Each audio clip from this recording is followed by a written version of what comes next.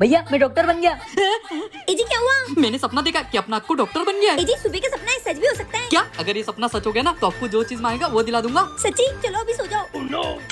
जी आपका सपना सच हो गया, देवर जी डॉक्टर बन गए। अरे वाह छोटे, तूने मेरा सपना सच कर दिया। मांग, तुझे क्या चाहिए? मुझे ना तू सोच, तब तक मैं फ्रेश होके आता हूँ। भाभी बताओ ना क्या मांगू भैया से।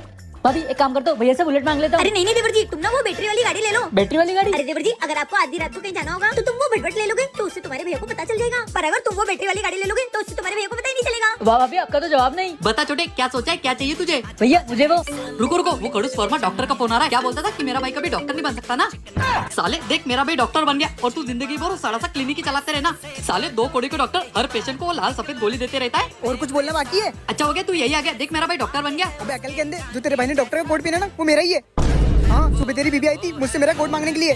मैंने वही मांगने के लिए तुझे फोन किया था और तूने मुझे इतनी बड़ी रामायण सुना दी। क्या? इन्होंने तो मेरे सपने को भी नहीं छोड़ा पैसे लूटने के लिए।